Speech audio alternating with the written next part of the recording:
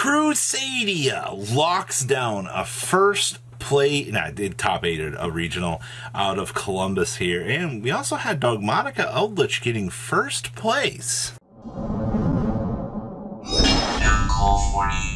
Like 30% of you guys have not smashed the living crap out of that subscribe button. Smash it so we can move up the 100K ladder.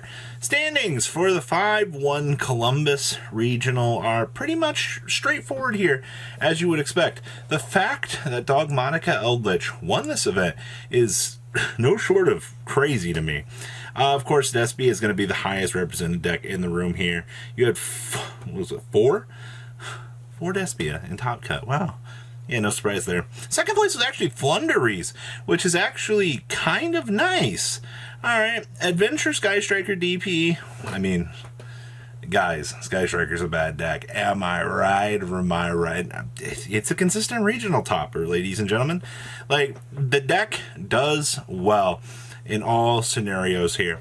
And then you had Crusadia DP. Now, for those of you that were like, Robbie, you talked about a Abyss Actor list. Well, actually that Abyss Actor list ended up, it was at 3 draws, which ended up sending it down. It's, what was it, 58th place, I think it was.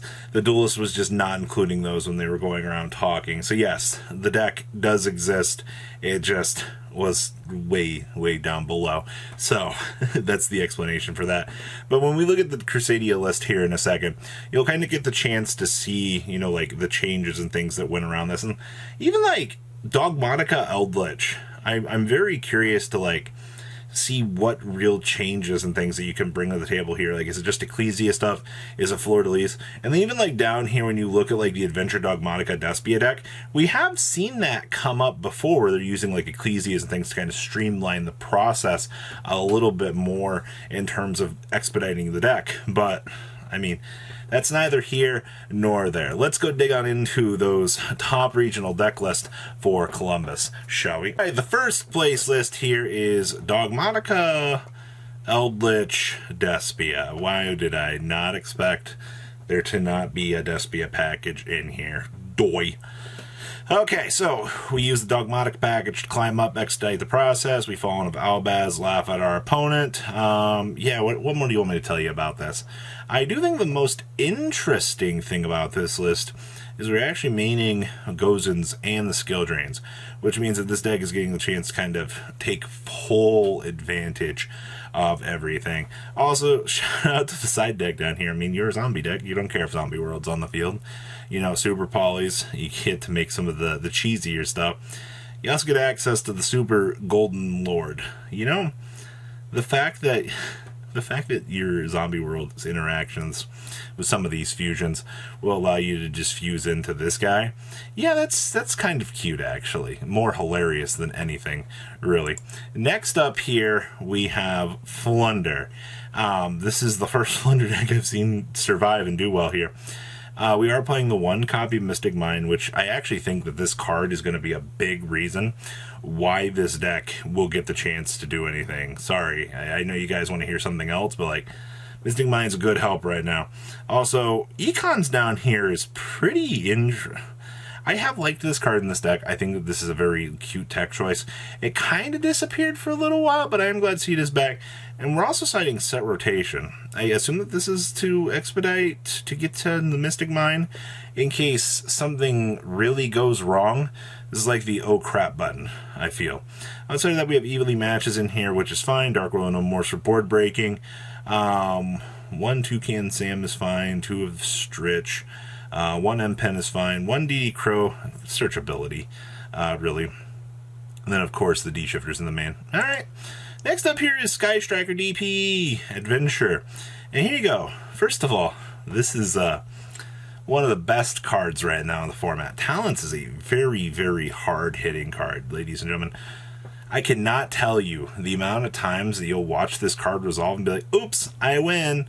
Alright, hand traps are very prominent right now. The fact that hand trap usage has upped immensely right now does not surprise me to like see this card doing well. Outside of that, you know what your deck does? Your deck makes Verte Anaconda. That's it.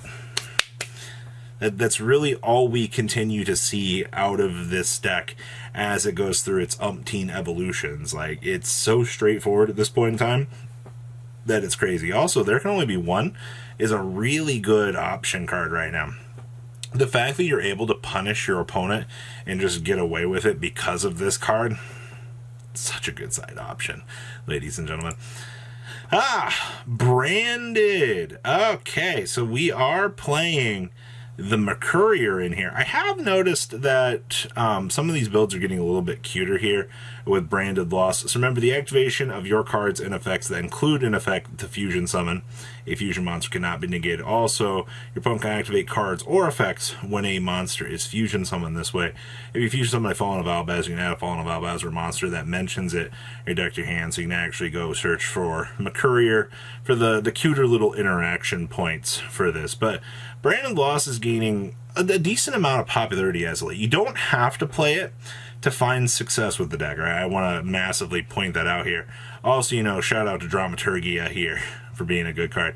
Outside of that, there really isn't anything too crazy that really catches me off guard with this list. It's a lot more streamlined for handling this, and no adventure package really needed.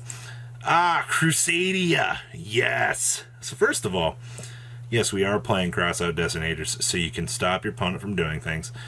Yes, we are playing the adventure package. I know how disappointing this is going to be to Crusadia mains out here, because they're going to be like, oh, this deck is not pure Crusadia. Yeah, well, you play the engines, you play at this point in time to get to the top cuts in these events.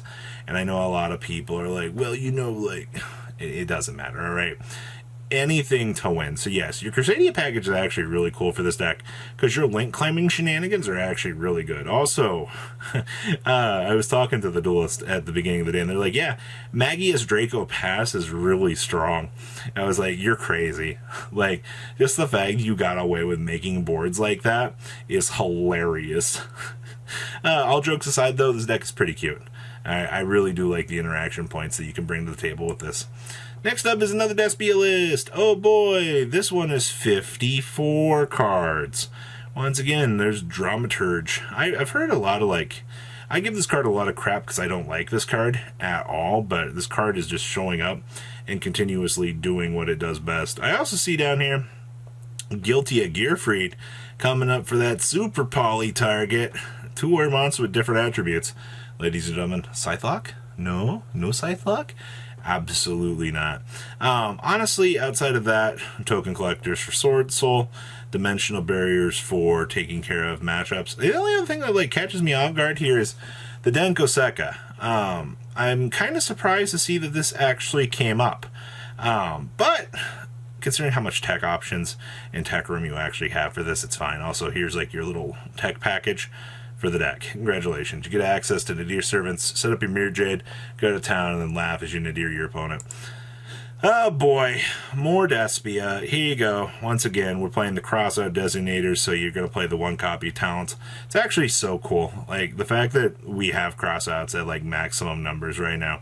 Just the fact you're able to blink things out. And it's also really cool now that you're in such a troublesome format that you have to have access to Crossout Designator to kind of curve stomp out some of the things that's going wrong in today's meta. Outside of that, I'm not really too surprised to see that this succeeded as well. I don't know what else you want me to tell you, man. This list is super cookie cutter in the main.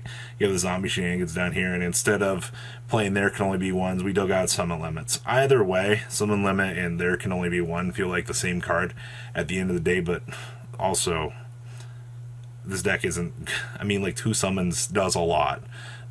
You cut them off of producing something else, but it just doesn't feel super worth it at the end of the day. And the last list, guess what? It's more Despia. The most exciting thing for this list is we got Fairy Tale Snow in here, and Holy Polymerization Batman. Super Polys, Crossout Designators, check. There's the 1 Branded Lost with the 1 Mercurier interaction. Double Edge Gem Chain. Yeah, this is just your Super Poly Turbo version. I think the cutest thing down here is we're playing Weather Washer. You know, the previous list played the Guilty, that's fine.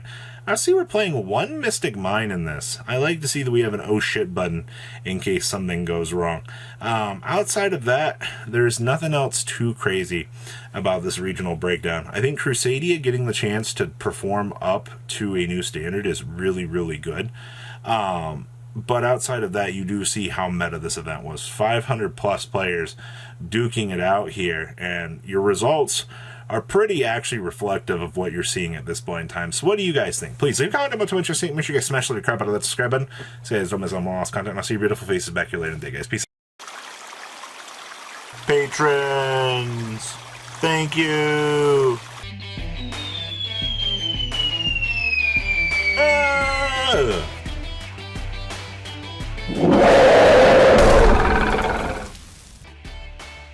Thank you so much for watching. Check out these other videos.